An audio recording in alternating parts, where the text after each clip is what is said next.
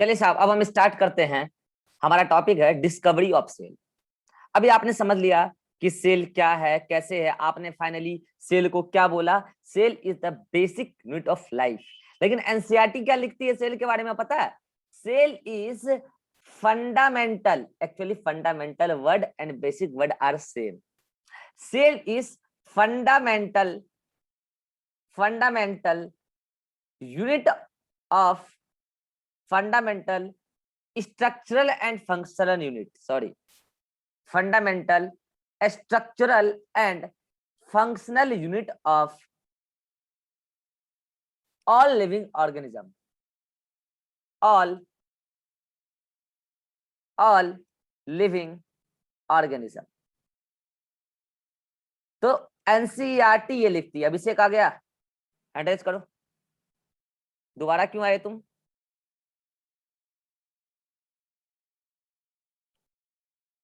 अभिषेक दोबारा क्यों आए? पहले ज्वाइन नहीं किए थे क्या? सर किए थे सर। तो कट गया था आवाज। नहीं सर, जो अभी आप रिकॉर्डिंग के लिए ऑन किए ना, तो लीव मीटिंग क्लिक हो गया। गजब है यार। तो तुम लोग को क्यों उसमें क्लिक करना है? रिकॉर्डिंग हमको ना करना है? तुम लोग काट क्यों देते हो? तो उससे कोई दिक्कत नहीं है, वो बोलेगा, कोई दिक्कत नहीं है। नो सर, आप जब रिकॉर्डिंग ऑन करते हैं तो सर यहाँ लिख के आता है कंटिन्यू या लीव मीटिंग। अच्छा, ऐसा लिखा तो आता उसमें है वहाँ? तो कंटिन्यू कर देना है, कंटिन्यू यस कर सर, देना है, और क्या दिक्कत है? तो वही सर हाँ, सर कंटिन्यू उसमें कर क्लिक देना। हो गया था लीव ठीक है ठीक मीटिंग। है ठीक है, कंटिन्यू कर देना आगे से। यस हाँ, फंडामेंटल। देखो एनसीईआरटी ने क्या लिखा है? Discovery of cell. हम पढ़ा रहे हैं, उससे पहले हम एक बार बता देते हैं कि सेल के बारे में एनसीईआरटी ने क्या लिखा। हमने तुम्हें क्या सिखाया कि cell is the basic unit of life. यही हमने तुम्हें सिखाया है, cell is the basic unit of life. क्योंकि हमने तुम्हें अभी एक लाइन में क्या सिखाया? लाइफ का मतलब क्या होता है? Ability to maintain structure and function. Ability to maintain structure and function is called as life. और उस लाइफ की बेसिक यूनिट यानी कि सबसे छोटी यूनिट जो स्ट्रक्चर फंक्शन को मेंटेन करती है, खुद के स्ट्रक्चर फंक्शन को मेंटेन करके पूरे ऑर्गेनिज्म के स्ट्रक्चर फंक्शन को मेंटेन करवा लेती है, वो सेल ही तो है। तो बेसिक यूनिट का मतलब ही होता है फंडामेंटल यूनिट। और ये फंडामेंटल यूनिट किस लेवल पर?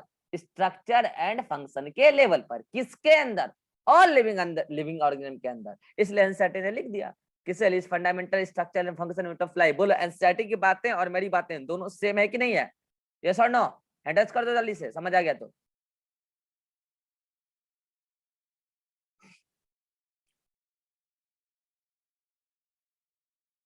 चलो, सब लोग समझ गए। अब हम बात करते हैं क्या कि सेल के डिस्कवरी के बारे में। पहली बात है, सेल होता क्या है? इस सेल का मतलब क्या है? देखो एक बार, पता है ये बात ना 15 की है, 1550 के आसपास। तब तक लोग कुछ भी नहीं जानते थे सेल क्या होता है। तब तक लोग को ये भी इंटरेस्ट नहीं था कि सेल किस चीज का बना है, सेल के अंदर क्या होता है, सेल क्या फंक्शन करता है। इस चीज का किसी को ना कोई आइडिया था और ना ही किसी को जानने की कोई इंटरेस्ट थी। भाई इंटरेस्ट कब आता है? जब आपके सामने फैसिलिटीज हो। आपके पढ़ने का मन कब करता है? जब आपको अच्छा टीचर मिल जाए। भाई 1550 के आसपास तक तो दूर दूर तक कोई माइक्रोस्कोप नहीं था। एक साइंटिस्ट हुआ करते थे, जो बोला जाता है कि 16 के आसपास वो एक माइक्रोस्कोप सबसे पहली बार बनाए थे।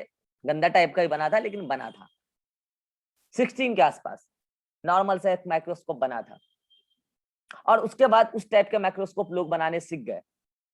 और जब से माइक्रोस्कोप बनना स्टार्ट हुआ है ना, तब से लोगों के अंदर एक इंटरेस्ट जागा कि यार ये जो हम लोग बने होते हैं, मतलब ये किस चीज का बना होता है। मतलब पता करते हैं यार, मतलब कि हमारा कुछ कोई भी बॉडी पार्ट किस चीज का बना है, पता करते हैं। तब लोगों के अंदर क्यूरियोसिटी जागी, हर लोग अपना अपना काम करने लगे। जिनको जिनके हाथ में माइक्रोस्कोप आया, वो कुछ भी देखने लग गए कि भाई क्या है, कि इसके अंदर क्या है। लेकिन माइक्रोस्कोप की अपनी एक लिमिटेशंस होती है कि उसमें आप ऐसा नहीं है कि माइक्रोस्कोप छोटा सा लाए, हाथी का मुंडी घुसा के उसमें देख रहे हैं इसका मुंडी किस चीज का बना है। ऐसे थोड़ी होता है यार। माइक्रोस्कोप में किसी भी चीज को स्टडी करने के लिए, चाहे कितना भी अच्छा माइक्रोस्कोप ले आओ। क्या हुआ? किनका साउंड ऑन है? क्लास के रूल रेगुलेशंस को फॉलो करना है तो क्लास कीजिए। मैंने सिखा रखा है, क्लास में रूल नहीं टूटना चाहिए। और आप क्लास कर रहे हैं, बगल में बातचीत कर रहे हैं, तो फिर आप पढ़ क्या रहे हैं?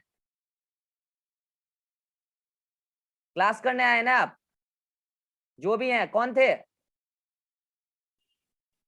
कौन थे? अपने मन से बोलिए, कौन थे? अरे कौन थे जिनका साउंड ऑन था? शिवानंद, पढ़ाई करने आए हो ना जी? अभी तो तुमसे हम क्लास के बाद बात करेंगे, तुम आज बदमाशी जो कर रहे हो, क्लास के बाद हम तुमसे आज बात करेंगे, डोंट वरी। ठीक है, तुम अभी जितना समझ पाते हो समझो, बाकी तुम आज का पूरा क्लास वीडियो से पढ़ोगे, बाकी हम क्लास के बाद तुमसे बात करेंगे। ठीक है, हाँ, तो हम क्या बात कर रहे थे कि माइक्रोस्कोप 16 के आसपास में आ गया। अब भाई माइक्रोस्कोप तो आ गया, लेकिन माइक्रोस्कोप आज भी बहुत अच्छा अच्छा आया हुआ है। माइक्रोस्कोप की अपनी एक लिमिटेशंस है। ऐसा थोड़ी है कि ये माइक्रोस्कोप बन गया है, यहाँ से ये यहाँ पर ये प्लेट टाइप का होता है जहां पर सब कुछ रखा जाता है देखने के लिए, बाकी इस टाइप का नीचे इधर ऐसे स्टैंड स्टैंड जो भी होता है। तो ऐसा थोड़ी है कि आप हाथी का मुंडी पकड़ के लाएंगे, यहाँ पे घुसा देंगे हाथी का मुंडी, देखेंगे उसका मुंडी क्या क्या चीज का बना हुआ है, ऐसा थोड़ी होता है यार। तब तो आपका भी मुंडी पकड़ के घुसा देंगे यहाँ पे। नहीं, आप जिस भी पर्टिकुलर स्ट्रक्चर को देखना चाहते हैं किस चीज का बना है, इसके अंदर क्या है, तो आप उसका एकदम स्लाइस कट लाइए किसी भी चीज का। हाँ, हाथी का मुंडी का इंटरेस्ट है ना आपको उसमें, क्यों किस चीज का बना हुआ, उसको काटिए, उसको काट के उसका स्लाइस कट तैयार कीजिए। जो यहाँ पर क्यों करते हैं स्लाइस कट तैयार, पता है? जब तक इससे लाइट क्रॉस नहीं होगा तो आपको पता कैसे चलेगा कि इस बीच में क्या था। यहां से लाइट क्रॉस होने के बाद नीचे से लाइट रिफ्लेक्ट होगा, तब आपको पता चलेगा। ये माइक्रोस्कोप का अपना मतलब प्रिंसिपल है, वर्किंग प्रिंसिपल, आप लोग फिजिक्स में भी पढ़ते होंगे। इधर से लाइट गुजरेगी, यहाँ नीचे कोई ब्लैक पेपर वगैरह लगा के रखते हैं, ठीक है, और वहां से फिर लाइट रिफ्लेक्ट करती है, तो फिर पता चलता है कि अच्छा अच्छा ये इस चीज का बना हुआ है, ये इस टाइप का शेप का दिखता है, या इस टाइप का दिखता है, या इस टाइप का दिखता है, जो भी है। तो आप इसका स्लाइस कट ला के तैयार करके यहाँ पे लगा के देखते हैं। तो जब लोगों के अंदर माइक्रोस्कोप लोगों के पास पहुंचने लगा, तब लोगों के अंदर इंटरेस्ट जागा कि यार हम लोग किस चीज का बना हुआ है, लिविंग किस चीज का बना हुआ है, ये तो पता करें। तो फिर उस टाइम बहुत सारे साइंटिस्टों ने ट्राई किया, लेकिन पहली बार वो साइंटिस्ट हुआ करते थे चचा रॉबर्ट हुक। ये पहले वो शख्स हैं, कौन है? चचा रॉबर्ट हुक। इन्होंने अपनी कार्यक्रम 1660 मतलब कि 1660 में स्टार्ट कर दी थी, और अपने काम को जो उन्होंने किया 1665 में जाके उन्होंने फाइनली पब्लिश किया। इन्होंने क्या किया था सुनिएगा।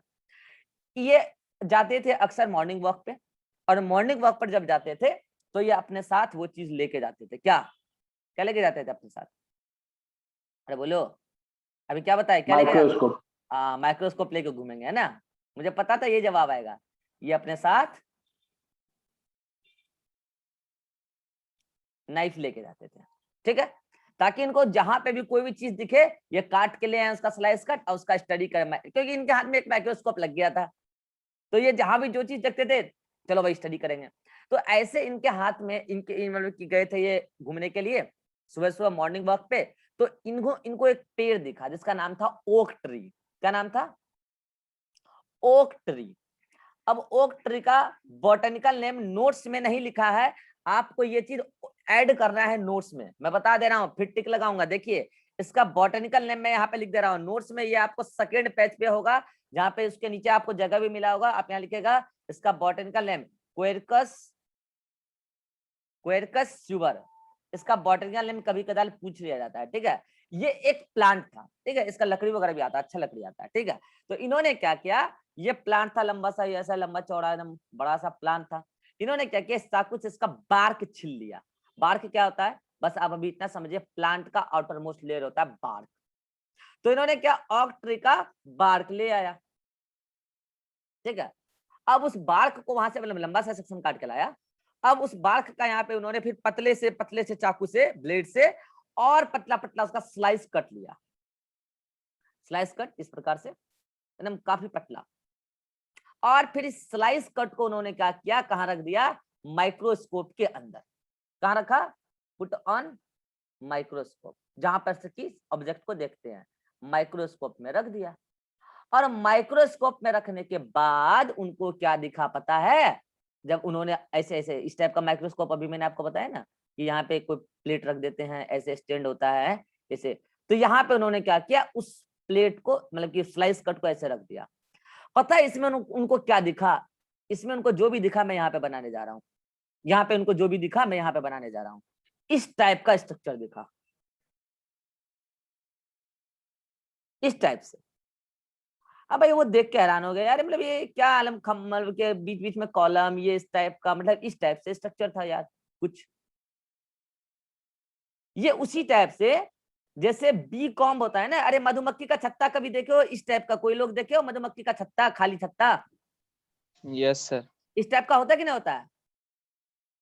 Yes sir. हाँ सर। मधुमक्खी का छत्ता इस टाइप का उनको दिखा, तो उनको जो ये होलो स्पेस दिखा ना, ये होलो स्पेस एक्चुअली ग्रीक वर्ड में होलो स्पेस को बोलते हैं सेलुला। क्या बोलते हैं? सेलुला। और सेलुला का मतलब ही क्या होता है? होलो स्पेस। सेलुला का मतलब ही होता है होलो स्पेस।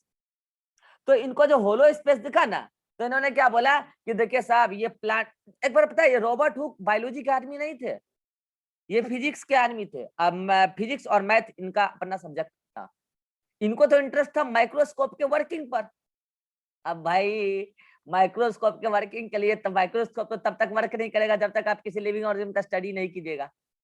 माइक्रोस्कोप बना के कीजिएगा क्या? आप कीजिएगा क्या? आप ज्यादातर माइक्रोस्कोप तो बायोलॉजी के लैब में यूज करते हैं, फिजिक्स से ज्यादा बायोलॉजी में यूज होता है माइक्रोस्कोप। तो ये क्या किए, फिजिक्स के आदमी थे, माइक्रोस्कोप के वर्किंग में इसका स्टडी था, और इन्होंने क्या किया, ऑक ट्री का बाय चांस ऐसे ही रैंडमली, ऐसा नहीं कि ऑक ट्री लाएंगे, इन्होंने ऑक ट्री लाया था, तो उसका बॉटनिकल नेम भी मैंने आपको बता दिया, कोरिकस सुबर। इन्होंने उसका बार्क काट के ले आया। बार्क क्या होता है? आउटर मोस्ट लेयर होता है। उसका स्लाइस कट काट के जब उन्होंने देखा तो उनको दिखा होलो स्पेस, उसका उन्होंने क्या नाम रख दिया? सेलुला। और यही सेलुला से वर्ड निकल के सामने आया सेल, इसी को शॉर्ट में उन्होंने क्या बोला? सेल। और cellula is Greek word, cell is Greek word, actually cell is derived from word cellula, cellula is Greek word, और cellula means hollow space, cellula means hollow space. और ये दिख किस टाइप का रहा था? अपीयरेंस अगर आपसे पूछे कि वो किस टाइप का दिख रहा था, तो आप बोलेंगे बी कॉम्ब, मधुमक्खी का छत्ता जैसा दिख रहा था, होलो स्पेस। साइंस के तो आदमी थे ही, लेकिन बायोलॉजी के आदमी तो थे नहीं। इन्होंने सोचा चलो अब हम जो बोल देंगे वही सही हो जाएगा। इन्होंने क्या बोल दिया कि जो भी प्लांट होते हैं, क्योंकि इन्होंने प्लांट पे ये काम किया था, ऑक ट्री के प्लांट में, मतलब की बात पे, इन्होंने बोल दिया कि प्लांट जो होते हैं ना वो सेल के बने होते हैं। क्योंकि इनको ये तो कॉन्फिडेंट थे नहीं कि एनिमल के अंदर भी ऐसा होता होगा। लेकिन यार तुम सोचो, अगर ये ऐसा बोल रहे हैं कि प्लांट जो होता है वो सेल का बना होता है, तब तो ये देख के लगता है कि ओ सेल अंदर से खोखला होता होगा, लगता है ना ऐसा सुन के कि सेल तो, क्योंकि भाई सेलुला वर्ड का मतलब ही होता है होलो स्पेस, सही बता रहा हूँ। सेलुला वर्ड का मतलब, सेलुला और सेल एक ही वर्ड है, उसी का शॉर्ट फॉर्म है। सेलुला वर्ड का मतलब ही होता है होलो स्पेस, इसका मतलब सेल का मतलब क्या हुआ? होलो स्पेस, यानी कोई बाउंड्री जिसके अंदर क्या हो, सब कुछ खाली हो। तो सेल का मतलब तो यही भाव निकल के आ रहा है। क्योंकि सबसे पहले वो शख्स थे रॉबर्ट हुक। चाचा रॉबर्ट हुक ने 1665 में पहली बार ये स्ट्रक्चर को देखा था और नाम दे दिया सेल, तब से नाम सेल ही रह गया, जबकि गलत नाम है। सेल अंदर से खोखला नहीं होता है, सेल अंदर से तो फिर बोलोगे सर इसका मतलब उनका माइक्रोस्कोप में खराबी था क्या? नहीं, ना माइक्रोस्कोप में खराबी था, ना उनके बुद्धि में खराबी था, ना उनके टेक्नोलॉजी में कोई खराबी था। खराबी क्या है कि स्टार्टिंग में जो गलत चीज चला आज तक हमने उसको सुधारा नहीं। देखो भाई, अगर कोई फिजिक्स का आदमी बायोलॉजी में वर्क कर रहा है तो ये जाहिर सी बात है कि वो पूरी बात तो बता पाएगा नहीं और वो पूरी चीज खोज पाएगा नहीं। एक्चुअल में क्या था ना, ये जिस प्लांट पार्ट पे काम कर रहे थे वो प्लांट पार्ट डेड होता है, वो प्लांट पार्ट डेड होता है। और एक्चुअल में अगर कोई सेल है, इन्होंने चूंकि प्लांट सेल पे काम किया था, अभी मैं बताऊंगा प्लांट सेल का आउटर मोस्ट बाउंड्री क्या होता है, सेल वॉल होता है, जो ऑलरेडी डेड लेयर होता है। आपको बताएंगे सेल वॉल में कल, जो ऑलरेडी डेड लेयर होता है। और सेल वॉल के अंदर क्या होता है, सेल मेम्ब्रेन होता है, और सेल मेम्ब्रेन के अंदर होता है साइटोप्लाज्म और डिफरेंट ऑर्गेनेली।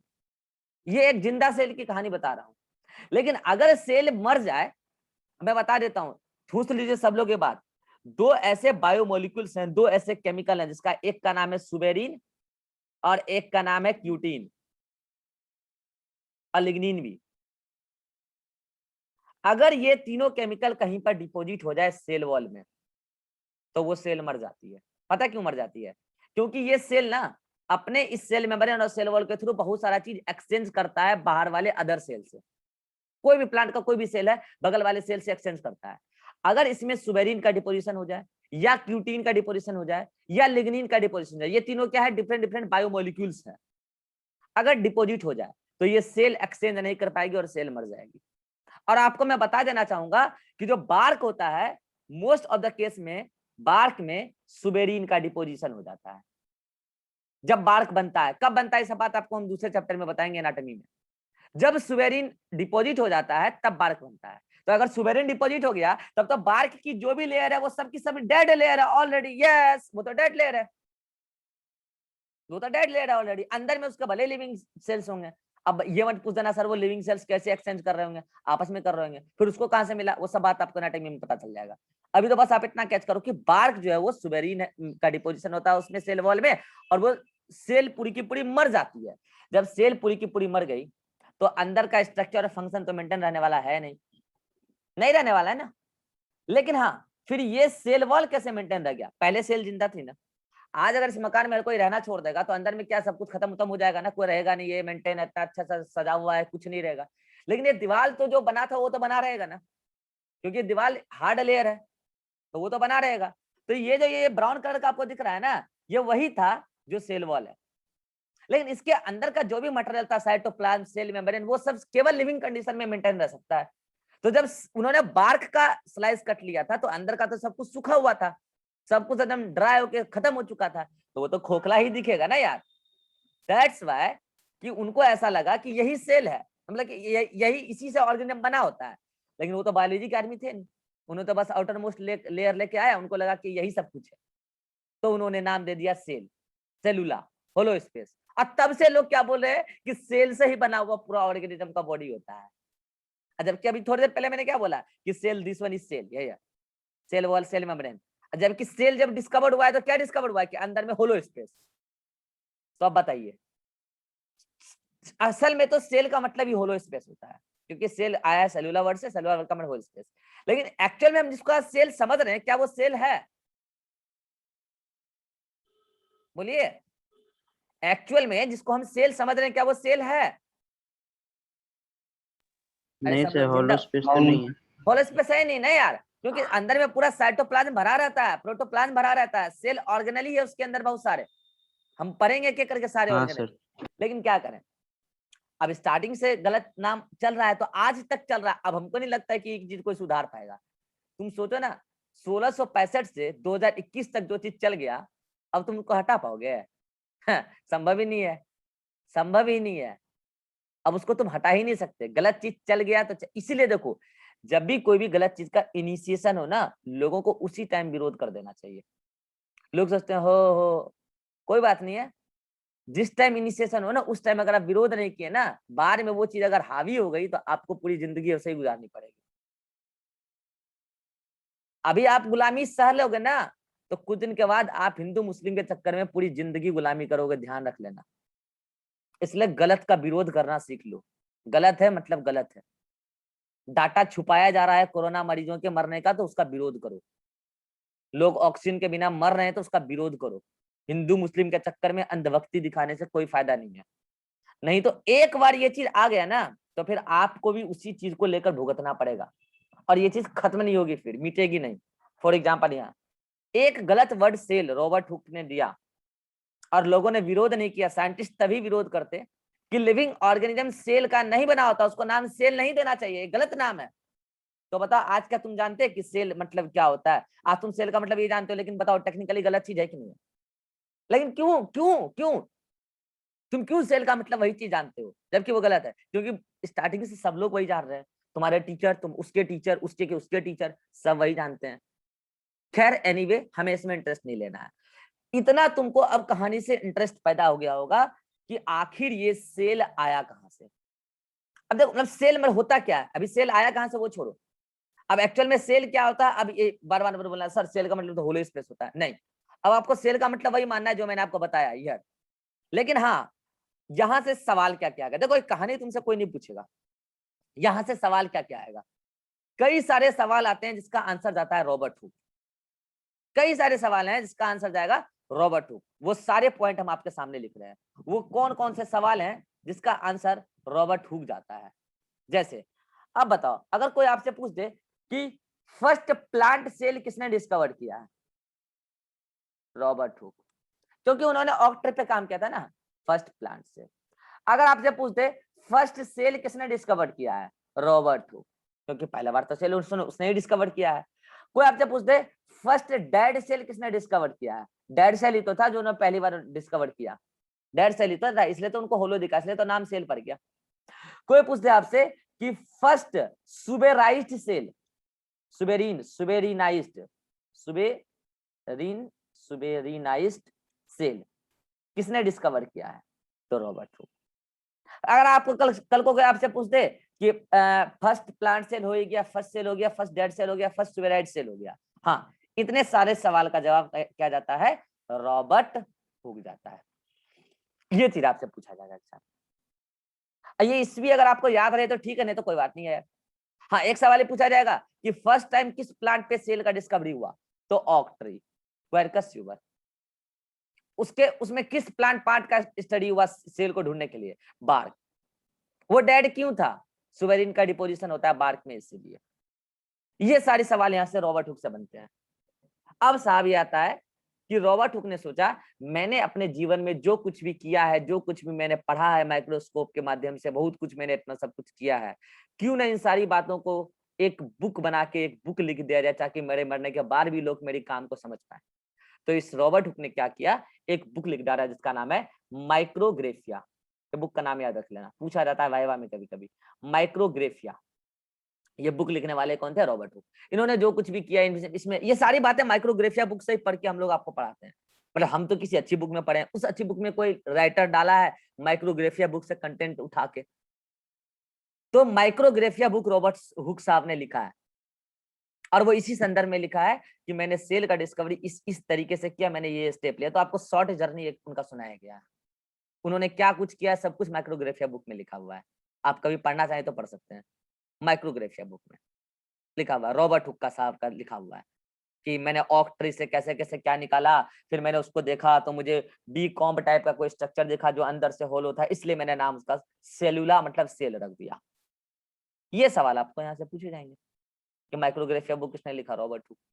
और ये सवाल आपको यहाँ से पूछे जाएंगे, ये this one, first plant cell, first dead cell, first suberized cells किसने डिस्कवर किया है? रॉबर्ट हुक ने।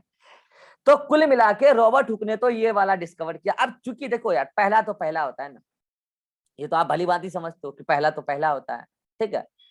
अब यार कोई भी आदमी गलत बताए कि सही बताए, अगर पहली बार कोई जिंदगी में आके ये बोल रहा है कि जिंदगी का बेसिक यूनिट मतलब कि से मतलब बेसिक यूनिट, ये सब बात की है, मतलब कि लाइफ में जो भी लिविंग ऑर्गेनिज्म है उसका जो पार्ट है, कौन सा ऐसा स्ट्रक्चर है जिसके बारे में अगर कोई आदमी ऐसा आके बता रहा है पहली बार, और वो इतना सारा काम करके चला गया, तो इसको मतलब कि सम्मान मिलना चाहिए। क्यों मिलना चाहिए आपको हम बताते हैं। मान लीजिए हम अभी कोई एक ऐसा काम कर दें जो इस दुनिया में कोई नहीं किया हो, लेकिन हाँ हो सकता है कि हम पहली बार कर रहे हैं तो गलत कर दें, वो काम हो सकता है, लेकिन बाद में उसी काम को अच्छे से करने के लिए लोग पहले मेरा गलत किया हुआ काम पढ़ेंगे, और फिर देखेंगे कि ये आदमी कहाँ कहाँ गलत किया, उस चीज को सुधारते हैं, शायद सही हो जाए। बाद में सेल की डिस्कवरी इसी तरीके से होती है, लिविंग सेल की, अभी बताएंगे आपको। अरे ठीक है, सेल गलत नाम दिया है, डेड सेल ही डिस्कवर्ड हुआ, तभी तो लोगों के अंदर इंटरेस्ट जागा होगा लिविंग सेल को डिस्कवर करने का, तभी तो लोगों के अंदर और क्यूरियोसिटी आई होगी कि अलग अलग ऑर्गेनिज्म के अंदर सेल किस टाइप का होता है देखें। क्योंकि रॉबर्ट हुक ने पहला ये इंटरेस्ट डेवलप किया लोगों के अंदर पहली बार कि चलो लिविंग ऑर्गेनिज्म किस चीज का बना हुआ उसका स्टडी करते हैं, तो पता चला सेल है। ठीक है, अलग बात है पहला बार डिस्कवर्ड और डेड सेल ही डिस्कवर्ड हो गया, तो इनको एक सम्मान तो देना चाहिए ना। इसीलिए father of cytology Robert Hooke को ही जाता है, फादर ऑफ साइटोलॉजी का क्रेडिट रॉबर्ट हुक को ही जाता है। अभी कहा था मैंने थोड़ी देर पहले, साइटोलॉजी क्या होता है? Study of cell is called as cytology, मतलब बायोलॉजी की वो ब्रांच जिसमें सेल की स्टडी करते हैं, नॉट एज साइटोलॉजी। ये है साहब रॉबर्ट हुक की एक छोटी सी जर्नी। बाकी आपको डिटेल पढ़ना है, माइक्रोग्राफिया बुक आप विकिपीडिया से डाउनलोड कर सकते हैं, पढ़ सकते हैं, आपके किसी काम का नहीं है, इवन आपको एमएससी तक में भी किसी काम का नहीं है। अगर आप साइटोलॉजी में रिसर्च करेंगे तो ही शायद काम आए, तो भी उनकी कुछ ही चीजें काम आएगी, क्योंकि इनका तरीका फ्लॉप था यार। एडवांस चीजें पढ़िए ना अगर आपको साइटोलॉजी में ही पढ़ना है तो ये है एक छोटी सी जर्नी। आपको ये कहानी क्यों सुनाए? पहला वो कहानी है जहां से सेल का डिस्कवरी स्टार्ट होता है, 1665। बोलो सभी लोगों को ये कहानी क्लियर है? रॉबर्ट हुक की सारी बातें क्लियर है? सारा क्वेश्चन बन जाएगा, ये सारा क्वेश्चन है रॉबर्ट हुक का, क्लियर? चलिए साहब, अब आते हैं हम कहानी के दूसरे पहलू पर। दूसरे साइंटिस्ट जिसका नाम है एंट वॉन ल्यूवेनहॉक, और इसी एंट वॉन ल्यूवेनहॉक को शॉर्ट में कहते हैं एवी ल्यूवेनहॉक, एवी ल्यूवेनहॉक। अब बात है 2 साल बाद की, 1667 की। अब समझना, ये जो ईयर मैं बता रहा हूँ ना 1667, ये किसी अदर बुक से कॉन्ट्राडिक्ट भी हो सकता है। किसी किसी बुक में 68 लिखा है, किसी किसी में 70 भी लिख दिया है, ठीक है। तो यार देखो हकीकत क्या है कि जिन्होंने 70 लिखा है ना उन्होंने आंख से देखा है ना मैंने ही आंख से देखा है, ठीक है। तो आप बोलोगे सर सही क्या होगा, देखो आपसे कोई पूछने वाला भी नहीं है, बाकी सही क्या होगा आप पता करके मुझे ही बता देना। मुझे तो पता है कि 1667 सही है, बाकी ईयर को लेकर ज्यादा यहाँ पे घबराने की कोई बात नहीं, ये ईयर इंपॉर्टेंट नहीं है। जो ईयर इंपॉर्टेंट है उसमें कोई कंट्राडिक्शन नहीं है, ठीक है। वो रॉबर्ट हुक का भी ईयर इंपॉर्टेंट नहीं था, बस मैंने आपको बस एक कहानी बता रहे ना कहाँ से सेल की जर्नी स्टार्ट हुई है, तो पता तो चले। अब देखो एंट वॉन ल्यूवेनहॉक जो थे ना, ये साइंटिस्ट कम और पागल ज्यादा थे। ये साइंटिस्ट थे, ये एक्चुअल में साइंटिस्ट थे, इनके हाथ में माइक्रोस्कोप लग चुका था, और ये साइंटिस्ट कम पागल ज्यादा थे। पागल ये नहीं थे, एक्चुअली लोग इसको पागल कहते थे। क्या होता है ना, आप जब कोई अलग काम करने लगेगा ना अलग तरीके से, लोग आपको पागल बोलेंगे, सच बता रहा हूँ। और अगर आपको लोग पागल बोलने लग जाए ना तो आप समझ लेना बिल्कुल आप मतलब ऐसा काम कर रहे हो जो कोई और किया ही नहीं है। ये क्या काम करते थे, ये क्या काम करते थे सुनिएगा। ये करते थे कि इनके पास माइक्रोस्कोप तो था ही, ये भी लेके चलते थे। क्या क्या लेके चलते थे, अरे बोलो। चाकू छुरी। नहीं, डब्बा लेके चलते थे, ठीक है। ये क्या करते थे, ढक्कन वाला डब्बा लेके चलते थे, ठीक है, मोस्टली। और क्यों लेके चलते थे बता रहे हैं। ये क्या करते थे, अगर कहीं पे गए, मतलब कि नदी किनारे बैठे हैं, किसी पोखर के किनारे, तालाब के किनारे बैठे हैं, बारिश पड़ रही है, एंजॉय कर रहे हैं, मतलब अपने लाइफ को एंजॉय करने वाले बंदा थे।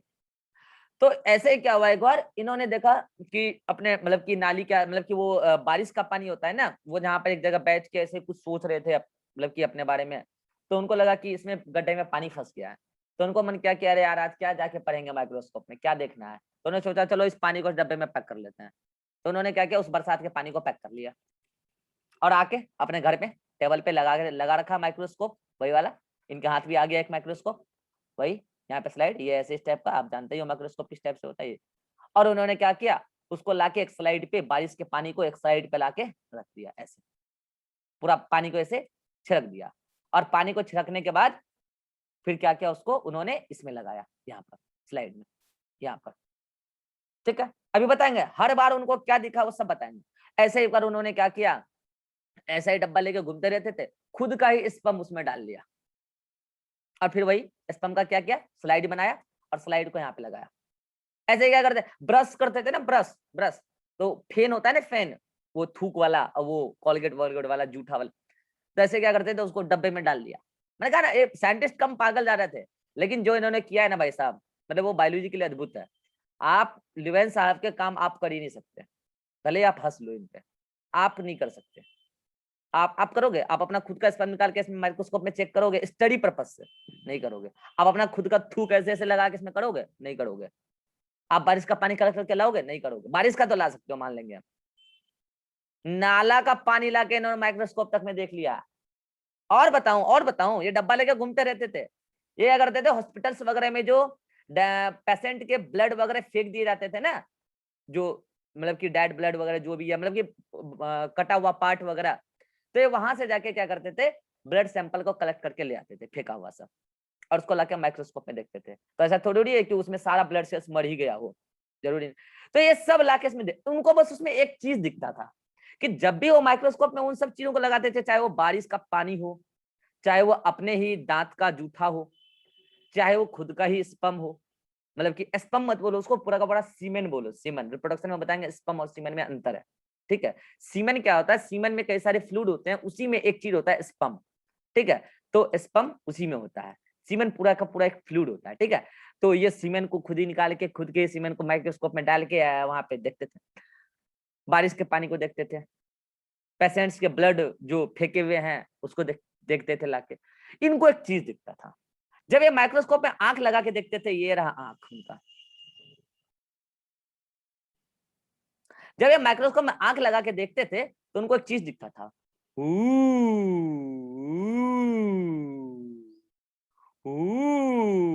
ये क्या है, भूत नहीं है, इनको मूवमेंट दिखता था उसमें।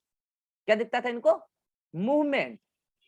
ये बड़े आश्चर्य हो गए, यार ये मूवमेंट कैसे दिख रहा है यार, मतलब बारिश का पानी तो मतलब ऐसे अगर उसमें कोई हवा हवा ना लगे तो वो तो मूवमेंट नहीं दिखाता। ये ब्लड का सैंपल फेंका हुआ था यार अभी, तो इसमें तो कोई हलचल नहीं था, मूवमेंट तो नहीं था यार। मेरे दांत में वो जो भी चीज था फूड पार्टिकल वो मूव तो नहीं कर रहा था यार, तो फिर इसमें मूवमेंट कहाँ से आ गया। तो फिर उन्होंने मतलब अपने मन से ऐसा एक आइडिया निकाला कि अच्छा जो सैंपल मैंने लाया है ना उसमें कुछ ना कोई ऐसा चीज है जो लिविंग है, जो इस मूवमेंट के लिए रेस्पॉन्सिबल है।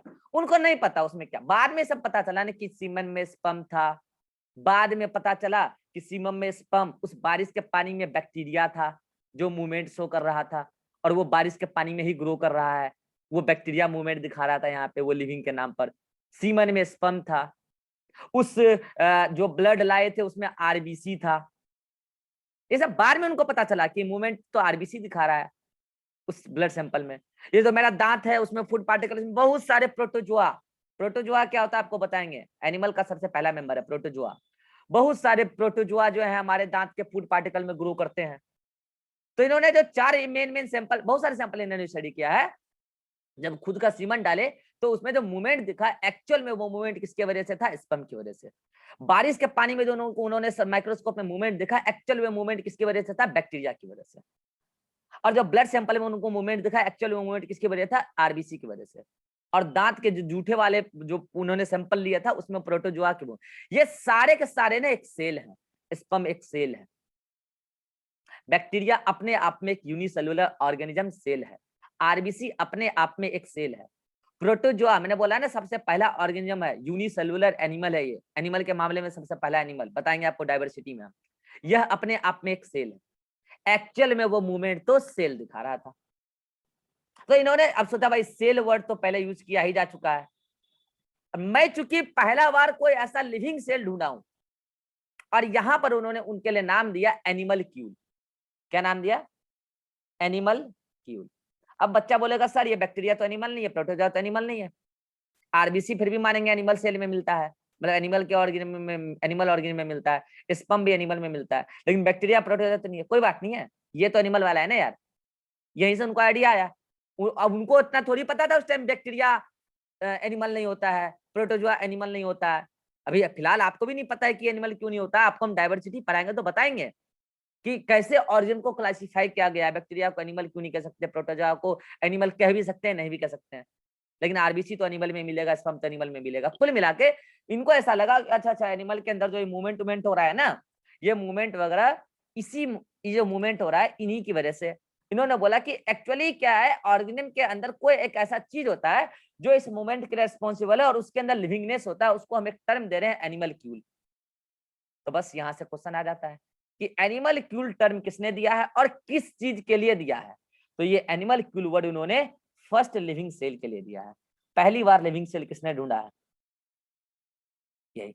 ये भी पूछा जाता है कि सबसे पहले आरबीसी को किसने जज किया, ऑब्जर्व किया, एनिमल ल्यूवेनहॉक। प्रोटोजोआ को सबसे पहले किसने डिस्कवर किया, ल्यूवेनहॉक। बैक्टीरिया को सबसे पहले किसने देखा, ल्यूवेनहॉक। स्पर्म को सबसे पहले किसने देखा, ल्यूवेनहॉक। एनिमल क्यूल वर्ड किसने दिया, ल्यूवेनहॉक।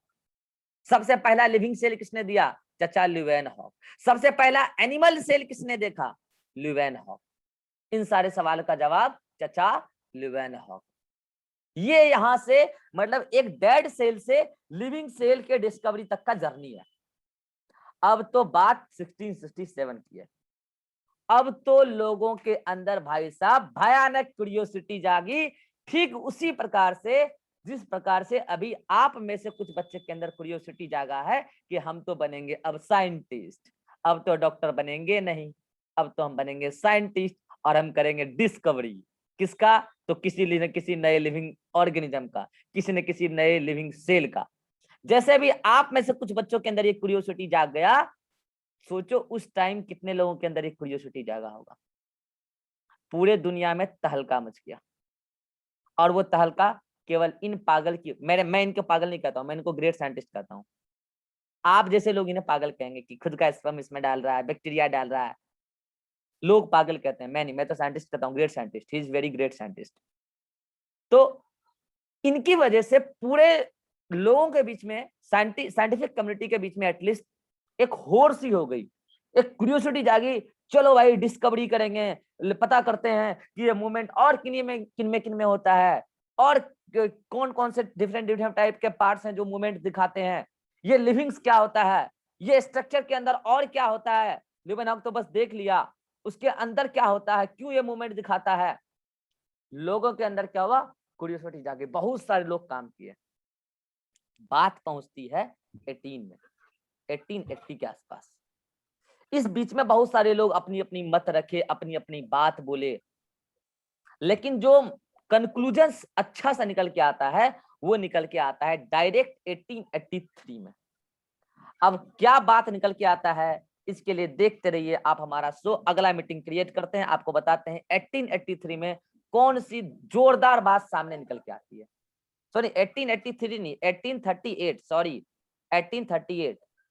ठीक है, अभी देखते हैं हम लोग नई मीटिंग में इन सारी बातों को। ठीक है, तब तक आप लोग क्या कीजिए, एंटवन मतलब एवी ल्यूवेनहॉक तक की सारी बातें पढ़ लीजिए, और नोट्स में केवल ये ऐड करना है, ये स्क्रीनशॉट जल्दी से खट 1 2 3 क्लिक। इस मीटिंग को समाप्त कर रहे हैं, बस 1 मिनट बचा है इस मीटिंग के लिए। नए मीटिंग में मिलते हैं नए कहानी के साथ।